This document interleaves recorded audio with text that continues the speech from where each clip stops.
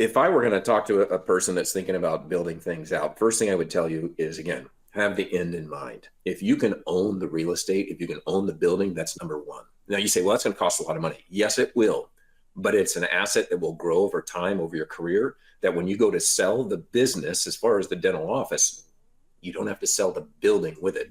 So you have residual income as they are now a tenant of yours and they're paying a monthly rent. So keep that in mind. If you can find a building, buy the building. If you can find a condo, own the condo. Welcome to the Phil Klein Dental Podcast. So if you're thinking of moving to a new area and perhaps starting a brand new dental practice, there is certainly a lot to think about. First and foremost, where am I going to move to? That depends on so many things, the kind of community you want to live in, overall lifestyle, rural or urban. Is there a need for a dentist in this new area? How long do I plan to stay for? Do I buy or rent? How big should my office be? Should I plan to add more operatories or do I want to stay small? And another important question is, how do I do all this within a very tight budget, both on the initial investment as well as my month-to-month overhead? To answer these questions and more, we'll be talking to a super interesting guy who is a well-respected dentist who has actually gone through all of this himself, having moved from Southern California to Las Vegas, Nevada.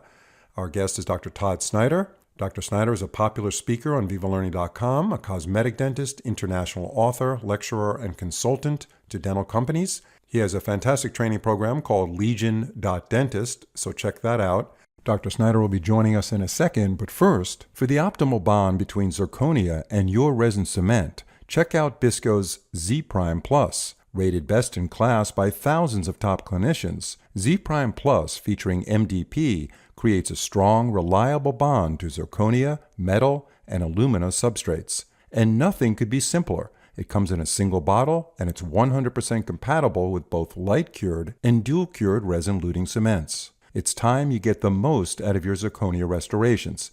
To learn more about Z Prime Plus and the entire Bisco adhesive product line, visit bisco.com. Dr. Snyder, thanks for joining us. Thanks for having me, Phil. So we all know that, generally speaking, people tend not to stay in the same place their entire lives. So in the case of a dentist who wants to relocate, what should he or she be looking for when it comes to location and opportunities? And let's assume that if the dentist has a significant other or children, etc., they're all in on this. So they're all into making the move. What are some of the key things for a dentist to keep in mind looking for a new location and opportunity? Well, the beauty of being a dentist is that no matter where you go, wherever there's people, they need your services. And so I would say the first thing I would consider is in talking to, the family, or if you're an individual, is what type of life do I want to have? Because if I'm going to build something, I'm probably going to stay there for a good 10 plus years. Not that you have to stay long term, but you go, okay, I'm going to invest some time. And so where do I want to live? Do I like a lifestyle close to the beach? Do I like a lifestyle in the mountains? Go somewhere where you're happy and that your work allows you to enjoy the life you want. Because a lot of times people work and they're not living the life they would like. So that's the first thing I would take a look at. From there, there's always a need, right? Now, I would say if you're going to the downtown of like Los Angeles or New York, you're going to have a tougher time, right?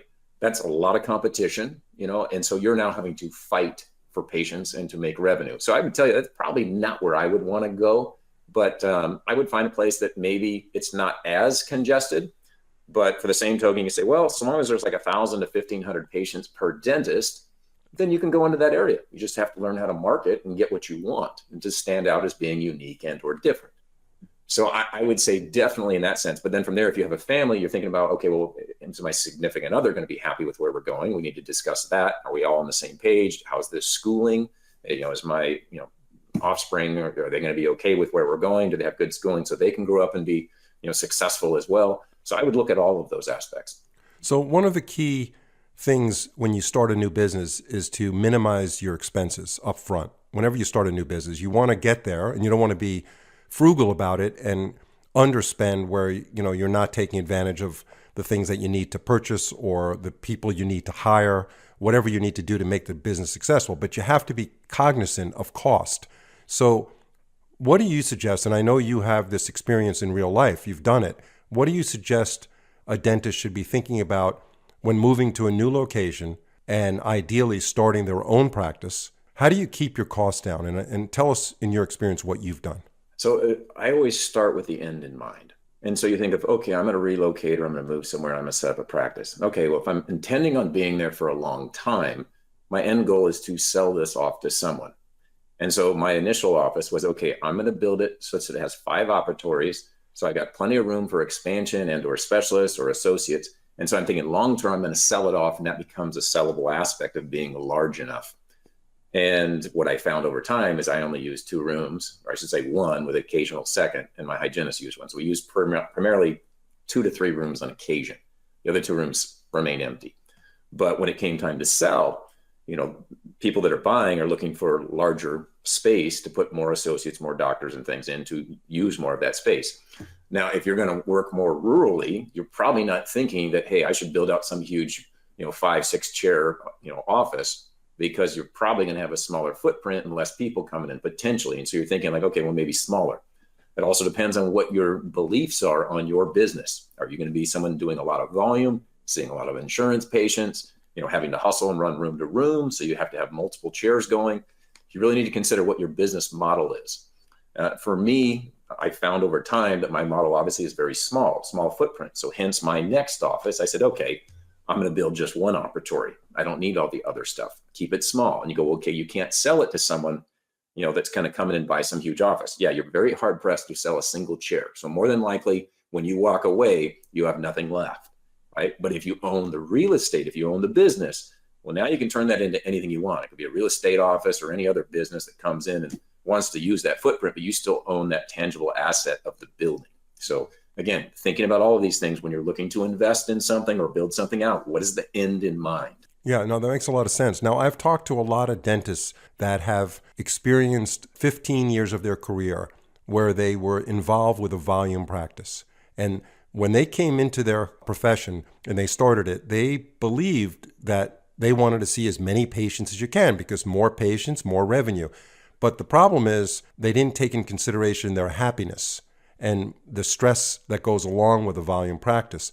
And what I'm hearing now from you and others that I talk to that have practiced 15 years, that are even 20 years, that are making a change, they're going to the 80-20 rule, which we've talked about before, and they are happier seeing less patients, charging the fees that they feel are commensurate to the work that they're performing, and they're also attracting the patients that they want to treat. And all of a sudden, their revenue is not that much. When I say revenue, their take home, the bottom line, is not much different than they were getting in the volume practice, but now they're controlling their level of happiness. How do you feel about that? Yeah, I agree 100%. I was always bullheaded enough to kind of, do my own thing and not take insurance and just, do the dentistry I always wanted to do.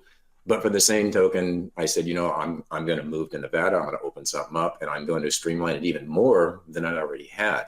And, there's neither a right way or wrong way to do things. It's whatever you want and wherever you are and who you're going to service. So if you want to be the volume person, like you're a Costco or Walmart, you want to see tons of people and have small margins, hey, there's nothing wrong with that, right? There's definitely a need for that.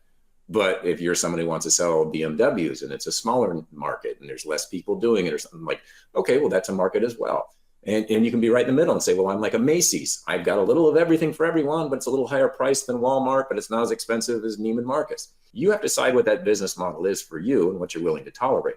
And to some extent, you could say, well, early in your career, you're hustling, you're excited and whatnot. But as you get older and the body starts to hurt and you want more time with family and spending time outside doing hobbies, you go, well, I might change that model after X amount of years and reconsider what I'm doing. Literally every day, ask yourself, what do I do and why, as far as my systems, my life, my business and everything, and decide if it's time to make a change. Yeah, and one of the things that are driving dentists to make that change are those dentists that are working in DSOs, because those are real volume operations, are they not? Yeah, definitely. And again, some people have no problem being an employee and working for someone else their whole career, which is great, and other people like myself can't live under that. I've got to be free. I got to do my own thing. I got to call the shots. And so for me, I was an associate, in different offices for a number of years, and then finally said, okay, I'm pulling the trigger and I'm going to open from scratch and do it my way. I think you need to learn things and see things, but also figure out what resonates with you as far as, the type of person you are. And do you want the headaches of running a business, or do you thrive and say, I love running businesses? And so each person is different and you have to weigh that option. And to some extent, one DSO may be different than another. So you could be an employee in one and say, I hate it. And you could be an employee in another and say, I love it. So I think having the ability to try different things to determine what you like is very important. So, knowing you for a long time, Dr. Snyder, there's no doubt in my mind that your new practice in Vegas will be very successful. Now, currently, you're setting it up as a one-chair operation with one independent contractor, not even a full-time employee in your practice. So, as your patients on record grow and you start seeing more patients that fit into your category that you want to treat, eventually you're going to get a backlog, and then you're going to have patients booked fairly far out. How do you handle that when you have a patient that's booked 7 months out who's pretty eager to see you? That's a great question. And obviously I haven't had to cross that path yet, but you make me think if I've got a 5 to 8 month wait list, some people are willing to wait for it and others that aren't. It's like, okay, well, I have enough patients. It doesn't matter if some of them go away or go elsewhere. But I think what you may find also is if they're already coming for something specific from me, they might not be able to find that somewhere else. And they might go, it was worth waiting. I'm going to go back and get in line. So it'll be interesting to see what that is. But I don't have the answer yet because I haven't gotten there. But even if we're 3 months out, okay, well, people will wait. But yeah, once you get that far, like you're saying, that's going to be an interesting problem to have. Maybe that's the time I go, well, I need to expand or bring in an associate or find some other way to be able to see those patients, maybe adding more days or something. Yeah. So in Austin, Texas, which that's where I live and we operate our business out of here, the growth here has been exponential. So, and I wasn't used to the medical scenario here when I got here, but you could go to a medical office's website that was highly recommended and it says, not taking any more patients, not accepting patients at this time. And I was like looking at my wife going, this is unbelievable. We went to the top 8 GPs that were recommended to us, and it literally says on the website, how great this doctor is, his ratings, and then it says not accepting patients at this time. And we had to wait like 3 or 4 months and ask people who knew the doctor personally once we got established here to get into that practice. Maybe that's the same situation for a dentist that doesn't want a volume practice, doesn't want to see a ton of patients, like what you're talking about with your practice in Vegas, and they put a notice on their website, not taking any new patients at this time. Patients will wait and maybe even want them even more. Exactly. It's a wonderful marketing angle, but also it's, you could say it's concierge at that point. It's like, well, if you want to become one of my clients, there's an annual fee to be a member here.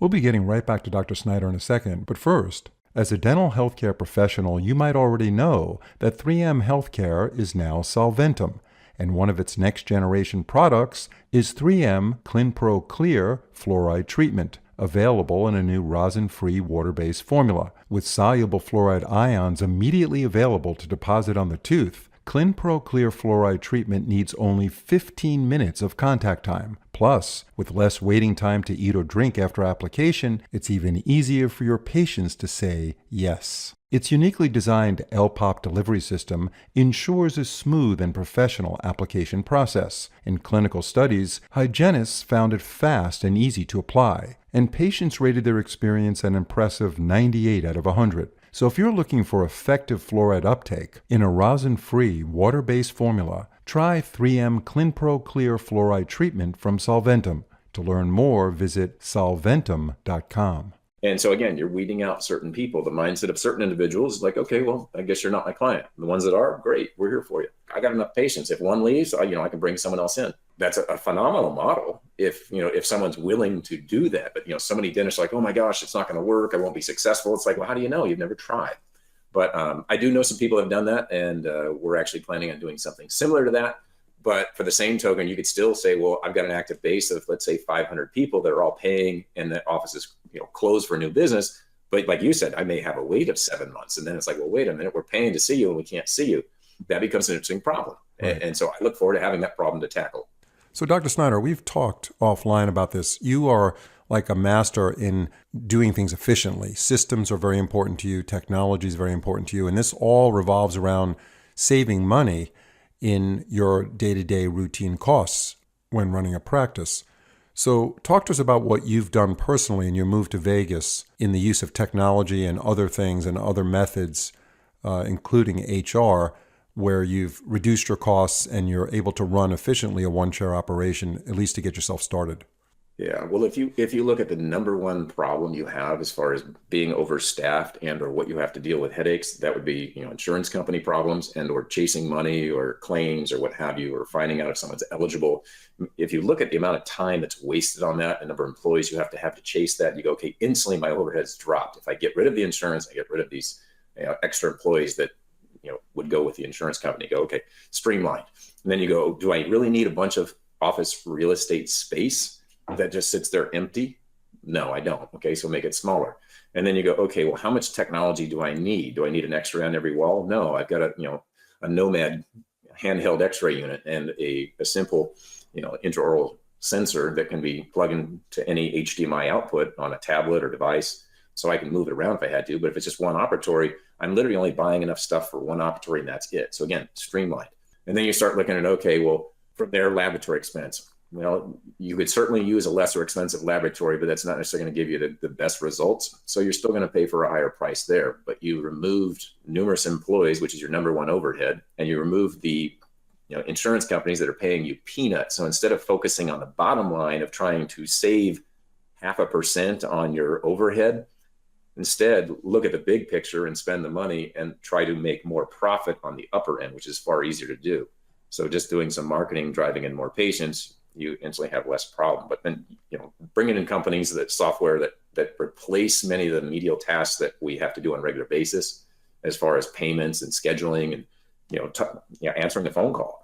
So I mentioned using AI for many of those things and or softwares that replace a person. And you go, wow, there's so many things we can implement nowadays where I don't need to have the same level of staff, where I can outsource staff out of the office altogether for front office job functions. Do you have some sort of playbook in your training program? I know you have a very successful training program, Legion.Dentist, and we can talk about that later on in the podcast. Does that training program help dentists identify technologies that you've kind of vetted, where when you put these technologies together, they are cost-saving, effective, and actually lead the path to a successful practice? Definitely. And what I don't want a dentist to think is like, well, hey, I don't expect anyone to open a one chair office like I've done. So I'm not teaching you how to do a one chair. Now, if someone wanted to, great, I'll show you what I've done. But what I'm showing is no matter what type of business you have, whether you take insurance or not, no matter how many employees you have, there's opportunity there. And oftentimes we're too close to see the problem. And so for me to step in and say, well, look, here's some things you might want to consider. What if you could free up one of your front office individuals because of implementing this software that does so many tasks for them, that now that front office person can now go do other things, like we can spend more time talking on the phone to create more opportunities, or they could work on marketing things, or maybe you're overstaffed and you don't need that person. And so it's really, again, that's where our programs are not taught to be, this remedial, do the same thing as everyone else kind of thing. It's no, let's talk about your uniqueness and let's make it even better by looking at your existing systems and learn how you can make it more fine-tuned to be more profitable, but yet not having to change everything you've ever done and then potentially put you in a place of struggle, right? So yes, we dive into everything, and no matter how many people are in our lectures, it's all unique for each person. It's not a cookie cutter approach to doing things. I'd like to hear your thoughts on the dentist that is opening their own practice and they aren't particularly sure how much technology to buy. Do I stop at an intraoral scanner? Do I get the intraoral scanner and get the printer? Do I get the CBCT because I'm committing to be in this new practice and I want to be a top-notch diagnostician from the get-go, so I need a CBCT? What are some of the things that you recommend that are important? If I were going to talk to a person that's thinking about building things out, first thing I would tell you is, again, have the end in mind. If you can own the real estate, if you can own the building, that's number one. Now you say, well, that's going to cost a lot of money. Yes, it will. But it's an asset that will grow over time, over your career, that when you go to sell the business, as far as the dental office, you don't have to sell the building with it. So you have residual income as they're now a tenant of yours and they're paying a monthly rent. So keep that in mind. If you can find a building, buy the building. If you can find a condo, own the condo, okay? From there, as far as building things out, you need all this technology. I think there's a big marketing push for scanners and printers and milling and all this fun stuff. They are great. I'm not taking anything away from them. But there's already products out there that are far cheaper that will do that for you. So I don't think you need any of that to start. But oftentimes we think we do. Where I would spend more money and time is, again, thinking about Am I going to end up with a 5 operatory practice, or am I going to stay small with 2 or 3? Don't build it all out, but make sure you have that room for expansion if that is your end goal in mind. Okay. So when I built my five operatory, I only built out 3 chairs in the beginning, and about 4 years later, I added the other 2. So you don't have to lay out a bunch of money in that sense. From the same token, you go, okay, I don't need computers everywhere. I don't need TV monitors everywhere. Don't go crazy on all this stuff. What you do need is the ability to diagnose. So yes, you need some type of intraoral sensor. You need an intraoral camera, which is a couple $100s. I think you need a nice 35 millimeter camera to take photos of people. And I think you need potentially a cone beam CT. Now, you could hold off on that and buy that like 6 months to a year later once you have some revenue. You don't need it initially. Oftentimes your specialists will help you out, or maybe another doctor in the building. Usually you can do that. Or I had always used a mobile company that literally had Sprinter vans with them inside. And for a couple $100, they come to the office and, patient pays them the couple $100, nothing on me, but I get the imagery for free at that point.